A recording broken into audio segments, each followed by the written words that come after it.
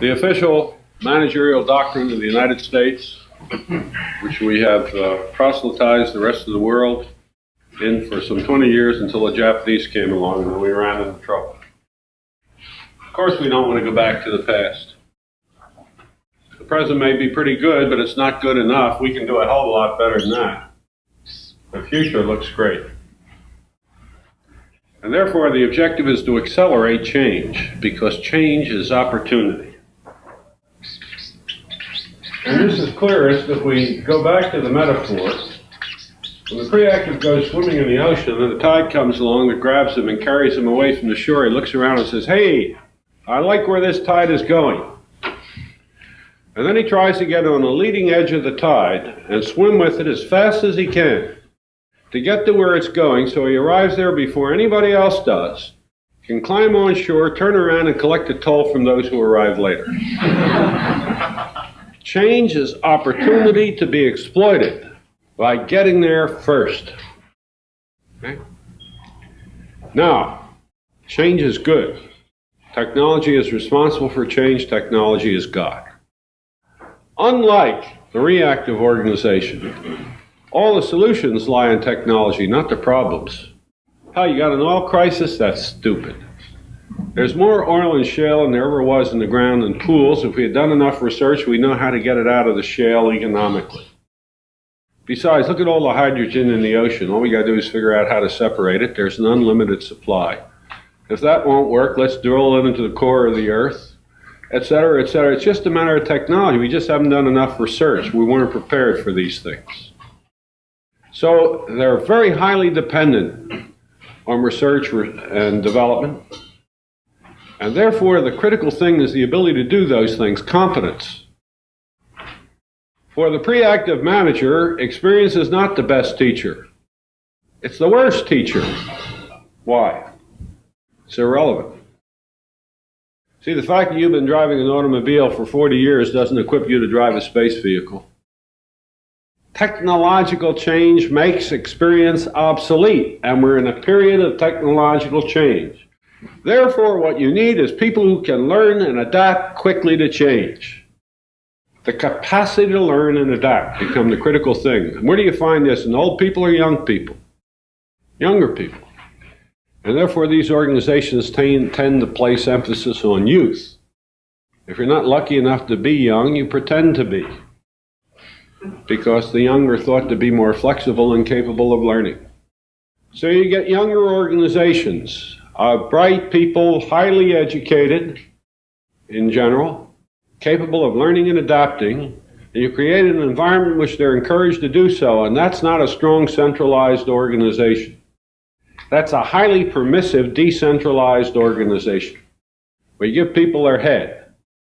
I can remember one of my bosses once saying to me, "You know, you never asked me for permission to do anything." And I said, "Oh boy, here it comes." He said, "I like it that way." He said, "I want it to stay that way, but I want you to know if you ever screw up, I'll have your rear end." See, that's the typical pre-active manager.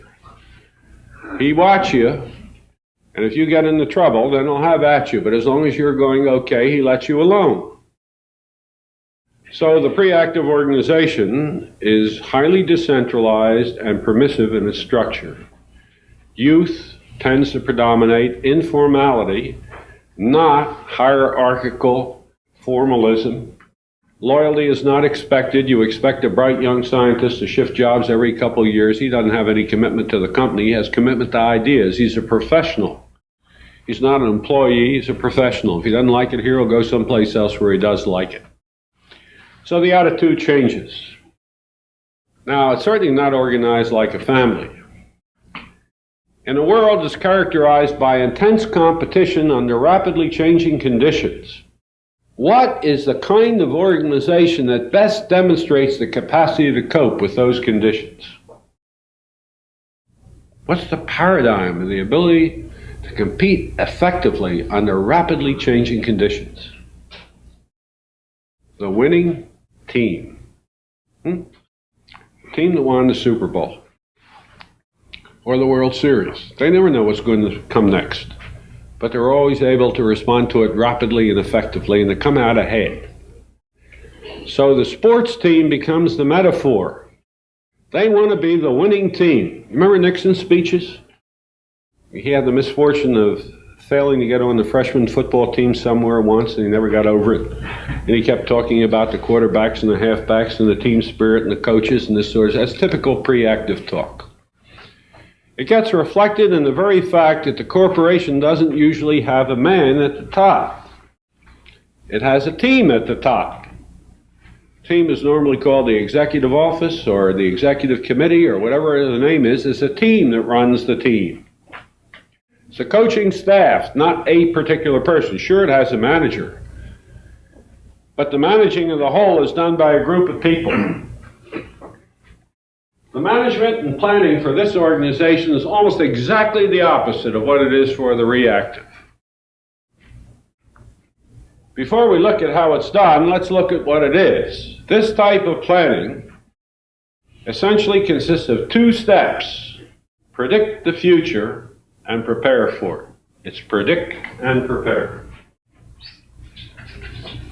This is the basic paradigm of planning used in this country.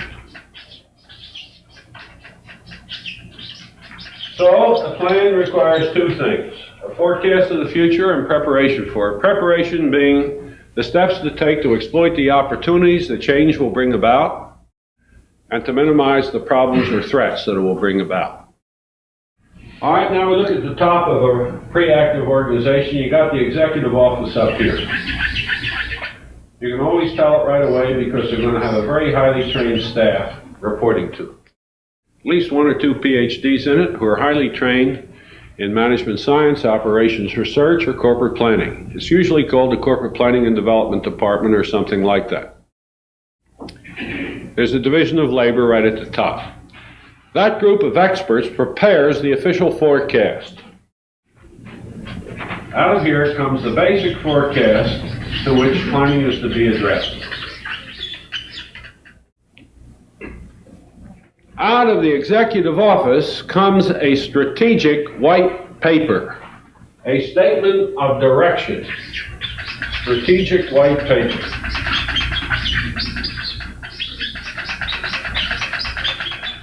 These two basic documents are then passed down to the next level, where they are adapted and modified to suit that level. For example, if you're IBM and you get a corporate forecast of the world market for computers, and you get a strategy worldwide, and now it goes to IBM Japan and IBM Brazil, obviously Japan and Brazil are different. So you have to modify the forecast, but the modified forecast must be compatible with the overall one. And you have to modify the strategy because the competitive situation is different in those two countries. So what you have at each level is a negotiation with the level above to set the strategy and the forecast compatible with the one above it. And step by step, it works its way down through the organization until it reaches the bottom. Planning is top down, not bottom up. It is strategically oriented, not tactically as reactive is. The tactics are left unconscious, just as the strategy is left unconscious in reactive planning. In fact, tactics never appear in the plan. Why not? Each level negotiates its objectives with the higher level. This is called what? Do you recognize that? Called management by objectives, MBO. It's a major activity in the United States today. It's part of pre-active management. You set the objectives. You don't tell the manager how to attain them. That's his job. If he succeeds, fine. If he doesn't, then you got something to say to him. So the plan is an objective setting activity rather than a means selection procedure. Whereas reactive planning is exactly the opposite. It's all means selection with no setting of objectives. Working its way down in this way. Predict and prepare. They're not equally important. One of them is a lot more important than the other. Which one? Prediction. Right.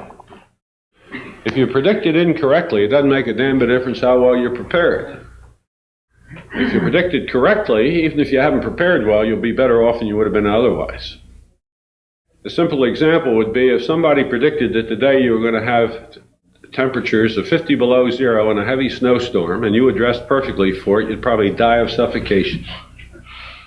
On the other hand, if they predicted the weather correctly and you got dressed a little too warmly or a little too coolly, you'd be uncomfortable, but nothing serious would happen. So forecasting has been the most discussed topic in American management for the last 20 years. We've created a whole new field to study nothing but the future. What's it called? Futurology. Management will support any effort to get a better view of the future, whether it's the Delphi technique, harmonic analysis, exponential smoothing, autocorrelation techniques, the Ouija board, astrology. It doesn't make any difference. Why? Because the key to effective planning lies in the accuracy of the forecast. We get an awful lot of visitors at the University of Executives that come to talk to us, and they always feel apologetic when they do, because it's kind of demeaning to an executive to have to come to an academic institution. So they always try to explain it. And it usually goes something like this. Dr. Ackoff, we'd like you to understand we're not really here to get your help in making decisions. We know how to do that. What we would like to get some help from you on is, can you tell us what's going to happen? See, they believe that if they only knew more accurately what's going to happen, the rest of it's easy. Preparation isn't the hard part. It's the forecasting that is. Because they recognize that increasingly their forecasts are getting lousier and lousier. Of course they are. With increasing rate of change and increasing complexity in the universe, it becomes harder and harder to forecast effectively. If you look at the record, even of the most expert forecasters, the econometricians, it's awful. One of my colleagues at the University of Pennsylvania recently received a Nobel Prize for his work in econometric forecasting. I was asked if I thought he deserved it, and I said, of course he did. He was wrong with the most sophisticated technology of any man I knew. The question of forecasting isn't whether they're right or not, but how complicated they are. Why are we so bad in forecasting? Well, let me tell you something that you won't believe, I'm sure, and then try to go ahead and prove it. This concept of management is based on a fundamental paradox that American management has been unwilling to face. It's one of the reasons it's in serious trouble.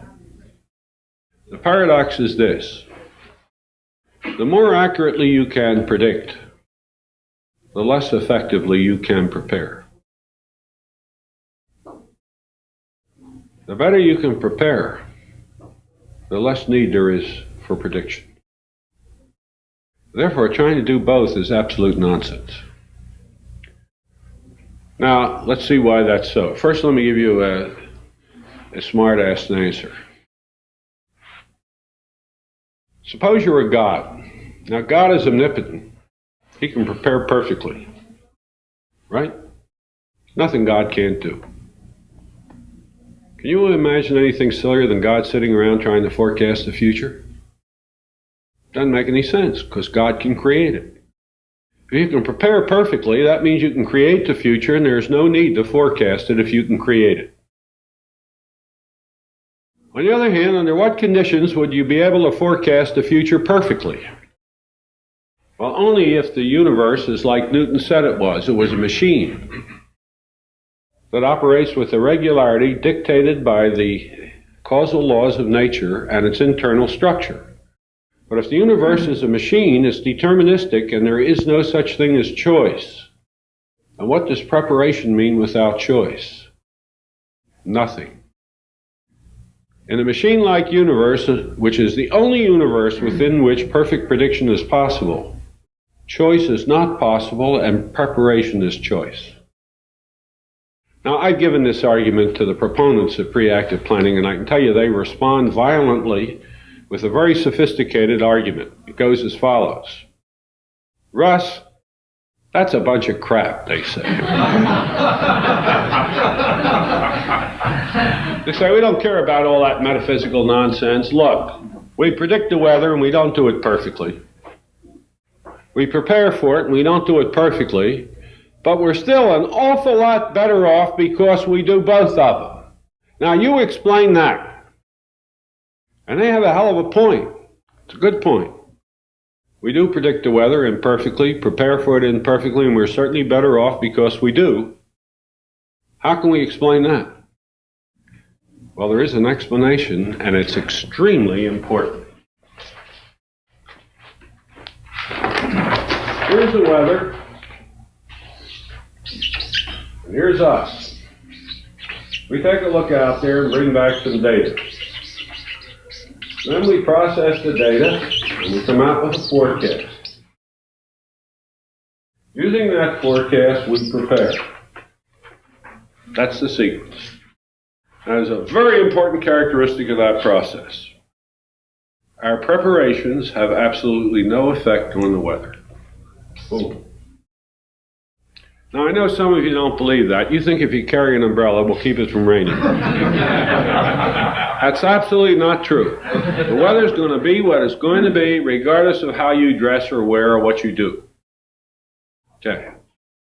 Now look at a military organization, a government agency, or a corporation. Take the corporation, which I know best. When they're doing planning, what are they forecasting? They're not forecasting weather. They're forecasting the behavior of consumers, competitors, suppliers, the economy, and politics. Question: are those things affected by what the corporation does? Of course it is. It's the whole damn point. The only point of planning is to change those things that you're forecasting. Therefore, look at the logic that's required, okay? We look out here. Let's just take the consumer. We look at the consumer behavior, come back with a forecasted demand. Then what does the planner do? He says, how can I change that demand, right? He develops a plan, which is his preparation, which is intended to change that. But if that changes, that makes the forecast incorrect, doesn't it? So what you got to do now is get a new forecast, right? If you got a new forecast, you got to adjust your plan. But a new plan will change the forecast. And by God, you're off like the Gilly-Galoo bird. Are you familiar with that archaic animal, which flew in ever-decreasing concentric circles until it disappeared up its own anatomy?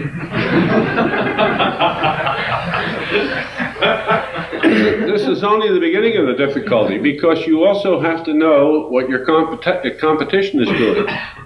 And they're sitting up here forecasting this and producing plans which affect this. So you've got to forecast what they're going to forecast and how they're going to prepare for that forecast and how they're going to change their forecast given that preparation, and so on. And of course, that's all nonsense. We don't do any of that. What do? We act as though the environment of the corporation or the government agency is the weather, namely unaffected by what we do. And that's precisely why the forecast won't work. Because we make an assumption that's absolutely false, namely that our plans will have no effect on what we're forecasting. But the whole purpose of planning is to affect it. Absolute illogicality. Well, there's another way of seeing it. Let me take an easier way. You know, there are literally thousands of books on forecasting. I hope none of you have ever had to read more than one of them. The incredible thing about them is they're all the same. The only thing they differ in is detail. All methods of forecasting essentially reduce to one simple procedure, logically simple. As follows. Suppose we want to forecast the number of people you're going to train next year, okay? Or the sales of a corporation. Doesn't make any difference. The process will be exactly the same. First thing you got to do is get a piece of graph paper. Let me draw two lines on the graph paper. This will be time. You make a tick mark called now. The left-hand side will be the past, always is. The right is always the future. If we want to forecast out 5 years, we can make it a little clearer by putting a dotted line at now and a dotted line at the 5 years out that we want to forecast. Then we plot vertically the variable that we want to forecast, like sales or number of students. Okay, that's all preparation. What's the next thing we always do? Plot the past. Every method of forecasting starts by plotting the past. The next thing that is done in every method of forecasting is absolutely identical. There are differences only in detail. What do we do next? You fit a line to the points. The only difference is whether a straight line, a curved line, a wavy line, or how you fit it. But in every method of forecasting, you fit a line, one way or the other. Next step is always the same. What do you do? Extrapolate or project. Boom, there it is, forecast. Now look at the logic of that process. It says the future is completely dependent on the past. The past determined the future. And we know that is absolutely false. The further then is, this is then, the greater the distance between now and then, the more then depends on what will happen between now and then. Want to forecast the weather tomorrow? Do you know what the best possible forecast for tomorrow's weather is? Because I've worked on this problem scientifically. It's a day's weather. No weather forecaster in the country beats that forecast, believe it or not. Why? Because not much can change in a day.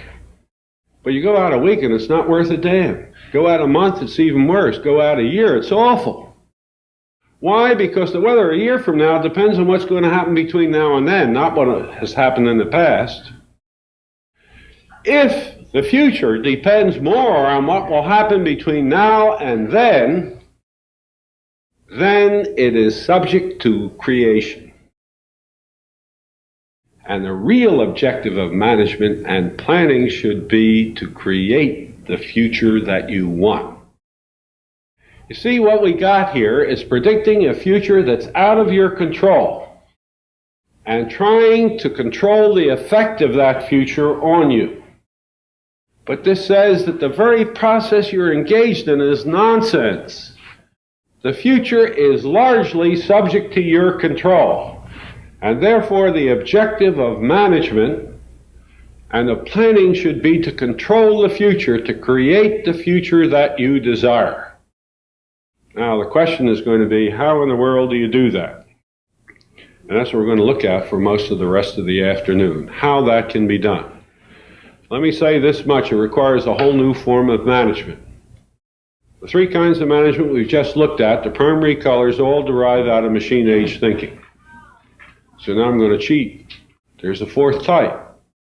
But it doesn't go on that chart because it denies the assumptions which are common to all three of them. It says it's not a question of which one of these three is right or wrong. They're all three wrong because they make assumptions which are rooted in the machine age rather than the systems age. And we're going to want to look at what those assumptions are and see their impact on the management and our concept of organizational effectiveness. Okay? Now let me pause there let me give you one more thing before we pause. Let me give you the definition of planning as it appears to me. This new type of management is called interactive management for reasons that you'll see. And the definition of interactive management or planning is the design of a desirable future and the invention of ways of approximating it as closely as possible. The design of a desirable future and the invention of ways of approximating it as closely as possible. Planning is design and invention, acts of creation, synthesis. Design and invention are the result of putting things together, not taking them apart. Prediction and preparation are analytical processes. So we're talking about synthetic planning as opposed to analytic planning.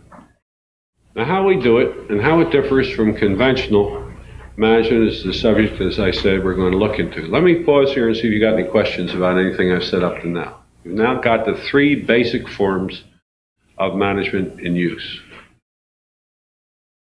Yeah. how effective can any one organizational element in a large environment be in designing and inventing the future when their impacts from all around and they're extremely unpredictable? First of all, observe there is no such thing as an organization that isn't a part of a larger one. Okay? So your question is not how can a unit which is a part of something larger do this, is how can any unit do it? The answer is by doing it. Since every unit is a part of a larger unit, since the ideal would be to plan for the universe simultaneously, and that's not possible, you do the best that you can. So I would rather plan for the university than for the college. For the college rather than a department. But if all I can plan for is the college, that's a hell of a lot better than doing nothing. And maybe by planning for the college, I will get the university to do something. And I'll give you examples of where it will. The answer where you should start is simple as hell. You know what the answer is? Where you are. Absolutely. There is no better place to start than where you are because you control that. Now, the real problem is this, that any innovation always involves a personal risk. And we have raised a generation of gutsless wonders that talk about entrepreneurship and are scared to death of it.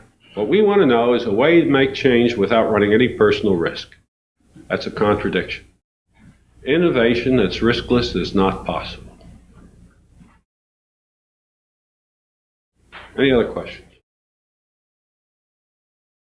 Okay, I suggest this is a good breaking point. Let's take a 5-minute break, stretch a little bit, and then come back and we'll take the next piece, okay?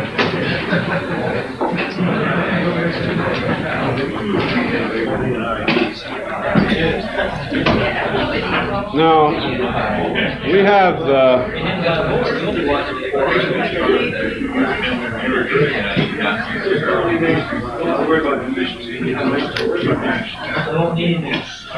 we only have about an hour available in the schedule to talk about interactive management. Currently, in the introductory course at the graduate level, it goes 2 semesters. That's 90 hours. So we ought to be able to do it in an hour. Of course we can. The main reason for making this book available to you, that's what this book is all about, creating the corporate future. It's a detailed account of the nature of interactive management. So all I can do here is give you a sense of some of its essential characteristics and hope you become sufficiently interested to want to go into it more deeply.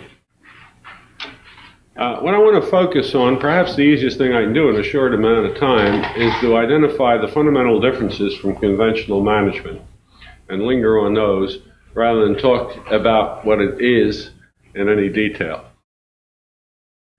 First, let me show you what's perhaps the most critical difference. If suppose I use this to represent time, as we've done several times, and here's now. I can characterize the reactive manager as someone who stands here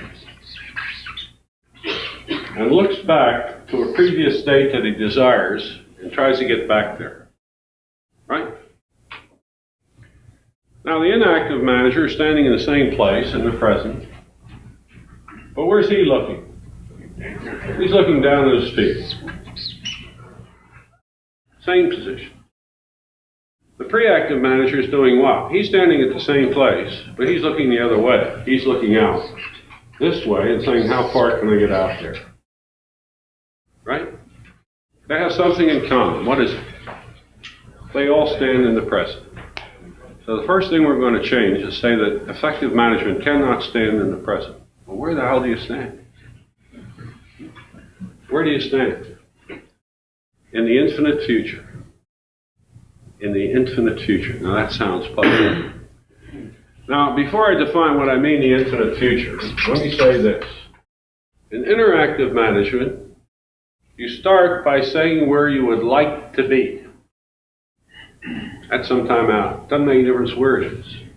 It's where you would like to be. And you plan backwards from where you would like to be to where you are. It's backward planning. from where you want to be. Remember I said effective planning has to be directed at what you want? Well, that's what we're going to do here, by making explicit what we want. Now, the first thing that will occur to any sensible person is, look, if I want to go from here to there, what difference does it make if I try to go that way or if I work my way backwards from there? If I want to go from here to Los Angeles, does it make any difference whether I figure out the best route from here to Los Angeles or the best route from Los Angeles back to here? Of course not, huh? Wrong. It makes all the difference in the world. Now, there is no way I can convince you of that by argument, so I'm going to give you a little test. Here's the test. This is a problem I was given when I was about 13 years old. A farmer is going to market with a bushel of apples. Okay?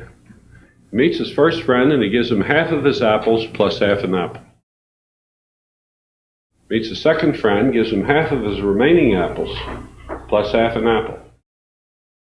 Same to a third friend, same to a fourth friend. And he has no apples left. How many did he start with? Well, let me show you what happens.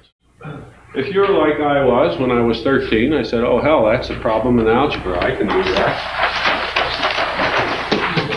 He started with X apples, right? Now how many did he give his first friend? Well, he gave him 1/2 of X, right? Plus 1/2. So this is what he had left after his first friend, right? So now he comes to a second friend. How many did he give him? Well, he gave him 1/2 of what was left, which is X minus 1/2 X plus 1/2 plus 1/2. That's what he's got left when he comes to his third friend, right? So we will subtract from that 1/2 of what he had left. So you can see what's beginning to happen here. And by the time I finish writing it out, it'll take several sheets, because when I get to the last term, it's big. But it's simple, straightforward algebra, and I solved it. Gave the fellow who gave it to me the solution, and he started to laugh at me. I said, what's the matter? Is it wrong? He said, no, it's right. But God, you're stupid. I said, I don't understand. He said, I know you don't. He said, look. He said, how many apples did he have to have when he reached his last friend? A half of a half. Depends on how many friends he has. No, it doesn't. Absolutely independent of how many friends he had. One. It had to be one. Why? Half of one is a half plus a half is 1, and 1 from 1 is 0, and that's the only number it could have been. Right? How many did he have when he reached his third friend?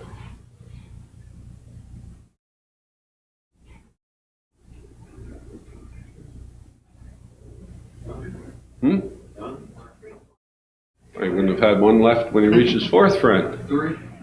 3, right. Why? Half of 3 is 1.5, plus a half is 2, 2 from 3 is 1. Well, you ought to have it now. How many did he have when he reached the second friend? Not 5, no. First time you're wrong. 7. Half of 7 is 3.5, plus a half is 4, and 4 from 7 is 3. How many did he have when he started out? Well, you got 1, 3, 7. You see the series? 15, of course. Half of 15 is 7.5, plus a half is 8. 8 from 15 is 7. 20 seconds to do it backwards. Why? When you do it frontwards, you have to consider an infinite number of possibilities. That's what the X is. X can take on any value. When I do it backwards, there's only one possible number you could have ended up with. And I work my way backwards, there are only 4 possibilities versus an infinite number. Now there's another reason why planning backwards is necessary. It's not only simpler because the number of alternatives you have to consider is fewer, but you will see that for reasons I will show you, when you stand here and say, how far out can I get? What you see are all the obstructions of moving from where you are towards what you want. And so you're lucky if you can find a way to get to there. But once you look at where you want to be, and you ask, how do I have to modify that the least possible amount so I can get there? You say, how far back from here do I have to come in order to make it feasible, and you wind up over here, and that's the difference. Now, what's this all about? The fundamental idea that lies in interactive management is an adaptation of an idea that I wish I could claim to have invented, but I didn't. I stole it from Bell Telephone Laboratories. I was very fortunate in my youth in 1951 on an incredible accident that occurred to me. I had just joined Case Institute of Technology as a member of its faculty. And very shortly after I got there, I got to know quite well the chief recruiter from Bell Telephone Laboratories in Murray Hill. They had a regular recruiter at Case Institute who came out every month to talk to the faculty and students to make sure they got our best graduates. Their recruiter was a young fellow my age who was a Rhodes Scholar, a PhD in physics, who was head of a very small department of the laboratories called the Microelectronics Laboratory in those days. His name was Peter Myers. He and I became good friends. We started to do some work together, not in physics, I can assure you. It turned out to be quite convenient. Every month when he came out to Case, he would spend the weekend with me. And at least once a month, I'd have to go to New York. We were doing work in those days. I hate to say this word now, but we were doing work at that time for Union Carbide. So I would get to New York, and Murray Hill is just 30 miles out of New York, and I would go over and spend a day or two with him. So we got a lot of time together. Now, I was scheduled to spend a Wednesday with him because that Thursday and Friday I had to be in for a meeting at Union Carbide. It happened on the Tuesday preceding that Wednesday. In the morning, I got a phone call from the company saying an emergency had arisen. Could I quickly get into New York? So I grabbed some clothing, hopped a plane, got to New York early in the afternoon. Had the meeting, was done, went out, found a hotel room, got up early the next morning, rented a car, and drove to Murray Hill, New Jersey, and got to Pete Myers' office about 8:45. He came in about 10:09. Now, Pete Myers was one of the calmest, most phlegmatic people I have ever known. He was just a marvelous person. But he came in that morning mad, and it's the first time I'd ever seen him angry. He didn't say good morning. He said, "Where the hell were you last night?" I said, "I was in New York." He said, "I know that, stupid. I called your office. Where were you in New York?" And I said, "At such and such a hotel." He said, "Why didn't your office know about it?" So I explained that I'd gone in under an emergency conditions. I didn't know where I was going to stay until late in the evening, and so on. But I said, "Pete, what's the matter? What are you all upset about? This isn't like you." And then he calmed down. He said, "Russ," he said, "I'm sorry." He said, 4:30 yesterday afternoon, the vice president in charge of the laboratories called all the section heads and told us that we have a meeting this morning at 9 o'clock and to keep the day clear. And if it wasn't clear, clear it. This is first priority. And I got to go to that meeting in a couple of minutes. And I tried to get a hold of you to tell you not to come. They said, "Well, that's a shame. I wish you had, but you didn't. It's not your fault, and it's not mine. I got some work with me. I'll work in your office, and if you're not back by noon, I'll leave." Well, he said, "I knew you'd do that, but I just feel awful." I said, "Well, there isn't a damn thing we can do about it. You're about 3 minutes before your meeting. You better get going." And so he turned and started to walk out of the room, and he stopped in the doorway and turned around. He said, "Wait a minute." He said, "Why don't you come with me?" I said, "Hell, I can't go to the meeting with you. I'm not a section head." He said, "Russ, I'll never know the difference. Come on." I said, "Yeah, but maybe they will, and that'll cause you a great deal of embarrassment." And he stopped for me. He said, "Wait a minute." He said, "We won't sit together, so if they catch you, I'll pretend not to know you." I said, "Well, it isn't going to embarrass me because they can't do a damn thing to me. Sure, I'd like to see what one of your meetings are like." So he said, "Come on," and I went. Now we went down the hall and came to a room. There was a small classroom. It's a rectangular room set up like this, with a platform at the end, one step up, and the podium in the middle, and the big blackboard across the back. 2 rows of seats with a center aisle. It held about 40 people, and the room was filled, almost. But we're lucky as hell, because when we entered the room, these 2 seats were empty, on the back row separated by the aisle. couldn't have been more perfect. So we took them. We're obviously not sitting together, but we could talk to each other if we wanted to. Now, the VP wasn't there yet. So everybody in the room was chit-chatting, and pretty soon they began to look at their watches. It was 10 after 9, and he wasn't there yet. The back of the room, the door that led to the room was on one of these pneumatic things, automatic closing devices, so that whenever the door opened, you got a squeak and you knew it. And sure enough, the door opened and it squeaked, and everybody turned around to see if it was him, and it was. And they knew immediately that something critically wrong had occurred. The VP of the lab was a 220-pound, 6'2" extrovert. He was one of these backslapping guys that knows everybody by name, and he's chit-chatting with everybody all the time. And he looked as though he were in a state of shock, as though he had just gotten word his wife had been killed, or a kid had fallen off the roof, or the house had burnt down, something like that. You didn't know, but he was clearly in a terrible state. He was looking down at the floor, hunched over instead of his usual straightforward approach. He came down the aisle very slowly without talking to anybody, and that room was absolutely silent. As he came down the aisle, came around, got behind the podium, leaned on it with his elbows, holding his head, and just stood there silently. And God, it was really excruciating for everybody in that room. What the hell was wrong? But then he looked up, and I quote him exactly. He said, "Gentlemen, the telephone system of the United States was destroyed last night." And then he looked down. Well, the room broke out into a hubbub. We knew damn well it hadn't been destroyed last night. Hell, I'd used the phone that morning, and a lot of the other people had. So they said, what the hell's up? It's either a trick or he's off his rocker. Now, it didn't look like a trick. This guy looked ill. So the conclusion was he's probably off his rocker. We don't know what happened, but we better not report it yet. We don't have enough evidence, especially when it's your boss. So the room quieted down. Then he looked up again and he sighed. And I quote him exactly again. He said, "I know what you were just saying to each other. You were saying you used the phone this morning, weren't you?" Well, everybody was tremendously relieved because it showed he was in contact with reality. So they all smiled, gave this silly shake of the head. And then he straightened up, and he literally shook with rage. And he yelled at us, "God damn it!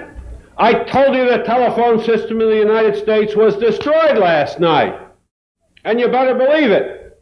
Because if you don't by noon, you're fired." And then he looked down again, and I'll tell you, the hubbub really did break out, because it was clearly no trick. But it's a little dangerous to go calling the psychiatrist or the police at this point. And since he wasn't doing anybody any physical harm, they decided to wait it out a little bit, so the room calmed down again. Then he looked up, glared at us, and suddenly broke out into a great big grin, straightened up, and he looked absolutely normal. And it was like puncturing a balloon. All the pressure went out of the room. It was a trick. How in the world he pulled this off, I will never know. But it was incredible what happened in that room. And he looked at us and he said, "Okay." He said, "What was that all about?" He said, "I'm going to tell you. But before I do, I want to make two things absolutely clear." He's absolutely normal now, okay? First, the telephone system in the United States was destroyed last night. Second, you better believe it, because if you don't by noon, you're fired. He said, "Now I'm going to go on from there."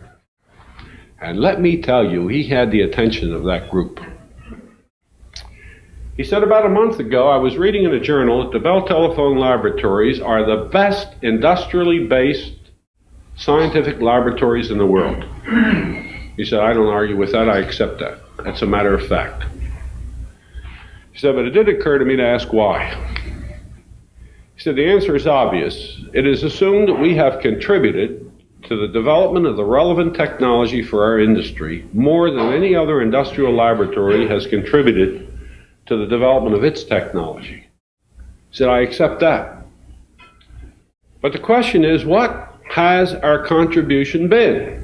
So I made a list of what I think are the major contributions of this laboratory to the development of telephonic communication since its inception. He said, now, I don't want to show you that list. I would like to check it against your independent judgment. So I want you to tell me what you think is the most important thing we've ever done. And he had a pad up at the front of the room, and somebody yelled out immediately, the dial. He said, right. He said, the dial is certainly one of the most important things we've done. He said, does anybody know when we introduced it? Somebody said, well, it was sometime in the early 30s. He said, right. He said, by the way, did anybody know when we invented it? And there was a little pause, and somebody said, well, I don't know, but if we introduced it in the early 30s, it must have been sometime in the 20s, probably the late 20s. He said, look, I didn't ask you to guess. He said, I asked if anybody knew. Does anybody know when we invented it? And there was a silence. He said, I'll tell you when. Now, I don't remember the exact day, but it was about 1890. He said, that's not important, so let's go on to the next one. The second one that was yelled out was one I didn't understand at all. I couldn't understand what the hell they were talking about. Somebody said multiphasing. Now, I later found out what this was about. This is a way of sampling sound, so you can send 6 telephone conversations across the same wire at the same time. It was a technique which increased the capacity of the lines of the telephone system by 600%. He said, right. Certainly one of the most important ones. He said, when did we introduce it? And they gave a date. It was sometime between the 2 world wars. He said, right. He said, any of you happen to know when we invented it? Nobody did, and he told them, and it was before 1900. He said, all right, let's take another one. The third one that was called out was the coaxial cable. The cable across the Atlantic. He said, right, you've now got my top 3. Same 3 I've got. He said, when did we introduce that? And I remember the date on that. It was introduced in 1882. Then he stood back and he said, now, gentlemen, doesn't this strike you as odd? That the 3 most important things ever done for this company by this laboratory were all done before anybody in this room was born. What the hell have you guys been doing? He said, I'll tell you what you've been doing, and it's not your fault. You've been looking at that system, identifying its deficiencies one by one and correcting them. But you haven't improved the system one damn bit. You recognize that? That was my first exposure to the argument against reactive planning. He said, there's something wrong in the way we're doing it. We're treating the parts, not the system. Gentlemen, the telephone system in the United States was destroyed last night, and we're going to spend the next year reinventing it from scratch. I said, let me tell you what we're going to do. Nothing else in the United States was destroyed. Only the telephone system. Everything else is exactly the same. We are going to design the system we would use to replace the existing system with right now, if we were free to do it. Not in the year 2000. We want to specify the system that we want right now if we could have whatever we wanted. Subject to only 2 constraints. First, the system we design is going to have to be technologically feasible. He said, I don't want any science fiction. And then he went on to explain, and he used a beautiful example. He said, for example, you can't assume that neighbors will talk to each other with mental telepathy. So we don't know how to control that. He said, however, we don't have a communication satellite either. But we know we can have one, and we're going to, and therefore you can use that in your design. We spent an hour exploring the meaning of technological feasibility, and when we thought we had a shared understanding of it, he said, okay, let's take the second criteria. The design we produce must be operationally viable. And he smiled and he said, now what the hell does that mean? He said, first, let me tell you what it doesn't mean. It does not mean that it must be a system we can get to from where we are. He said, that's irrelevant because we're nowhere. The system doesn't exist. What it does mean is we must be able to show that the system we design, if it came into existence, would be able to survive in the current environment. Therefore, it must meet the law, it must meet financial obligations, the requirements of the stockholders, and so on. We then spent an hour discussing what that meant. Now we're about 11:30, and boy, he had an excited group.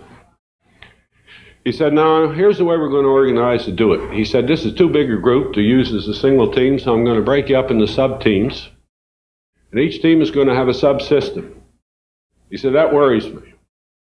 Because I'm going to break you up into 6 teams, and I don't want 6 designs at the end of the year. I want one design of the whole system. Therefore, each team will select a leader. I don't care how you do it and how often you change it, but those leaders are going to meet once a week, discuss the activity of their teams, and make sure they're coordinated and integrated. And if at any time they deem it necessary, they'll bring the teams together to meet together. But at the end of the year, I want one design of the telephone system. We discussed that for a while. And then he started. He said, I don't believe in any of this fancy organization theory. Here's the way we're going to do it. The first 6 of you, 1, 2, 3, 4, 5, 6. You're the long line team. Long lines is the connection between cities. So the next 6 of you, 1, 2, 3, 4, 5, you're the short line team. You're intra-city. Next 6 of you are the switching. And he worked his way back to there. And then he said, the rest of you will redesign the telephone. And there I was on a team. Not only that, but I was on the same team as Pete Myers. And the meeting ended just about noon. The team immediately met at the back of the room. Pete Myers introduced me as a ringer. The other guys laughed like hell. They thought it was funny. And they said, well, we don't mind. If you want to participate, you're welcome to. And that was unfortunate because I spent most of the next year there instead of where I should have been, working back at the university. We agreed that we would meet that afternoon at 1:30 to get things started. So after lunch, we came back to this little room, sat around a table, had a pad in the room, and said, no, how the hell do we start? We got the telephone set, the actual telephone. What do we do? Somebody said, well, why don't we start by making a list of all the things that are wrong with the telephone? And somebody else said, don't you realize exactly what we've been doing? Furthermore, if we take literally what he said, the telephone system doesn't exist, it doesn't have any deficiencies. Because a non-existent thing doesn't have deficiencies. And somebody else said, well, suppose it really didn't exist, how would you start? And somebody else said, well, that's like building a house. If you decide you want to build a house, what do you do when you go see an architect? And I said, I can tell you that. What you do is you write a set of specifications. They said, what specifications? I said, those are the things you want. Like I want 3 bedrooms, 1 kitchen, a family room, a 2-car enclosed garage. They said, why don't we try that? And everybody agreed, not because they thought it was such a hot idea, but we couldn't think of anything else to do. So we took a clean sheet and said, all right, let's throw up some ideas about the properties that a telephone ought to have. Right? First one that was thrown out, I want a telephone with no wrong numbers. Every call that comes in is intended for me, and everybody agreed that would be desirable. Second suggestion I thought was absolutely brilliant. I happen to have made it. I said, I want to know who's calling me before I answer the phone. They all agreed. Third suggestion was, I want a telephone I can use without hands, no hands. Everybody agreed. The fourth one was really marvelous. I didn't make it. One of the members of the group said, I'm tired of going to the telephone when it rings. I want it to come to me. Well, we were getting warmed up now. We went on for about 2 weeks. We didn't meet every day. But we wound up with a list of 92 of these properties. And there wasn't a disagreement about a single one of them. Agreed on every one of them. But eventually we ran out. So now we sat there and said, what do we do now? And one of the members of the group said, why don't we take the first item on the list and see if we can design a telephone that would have no wrong numbers. Now at that point, I made a very serious personal error. See, I'd once taught logic. And I thought I had a special skill that was of value to the group, and I tried to use it. I said, now you realize, of course, there are two kinds of wrong numbers. One is when you have the right number in your head and you dial it incorrectly. And the other is when you have the wrong number in your head and you dial it correctly. And the same system probably won't eliminate both. One of the members of the group immediately said, yeah, but suppose you got the wrong number in your head and you dial it incorrectly and get the right number.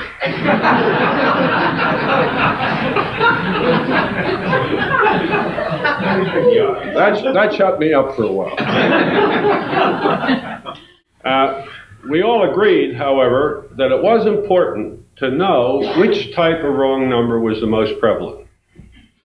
Now, at this point, I was able to do something useful. I knew the head of the psychology department in the lab. I had worked with him before, so I picked up the phone in the room and called him, Dr. Carlin. And after a few amenities, I said to him, Sam, do you happen to know anything about the relative frequency of wrong numbers? And the guy exploded at the other end of the phone. He became an inarticulate, it sounded like that. Took him 5 minutes to calm down. It turned out he'd been doing research for 17 years on wrong numbers, and I was the first one to ask him about it. After we finally got him quieted down, he gave us the information we needed. 4 out of every 5 wrong numbers is the right number incorrectly dialed.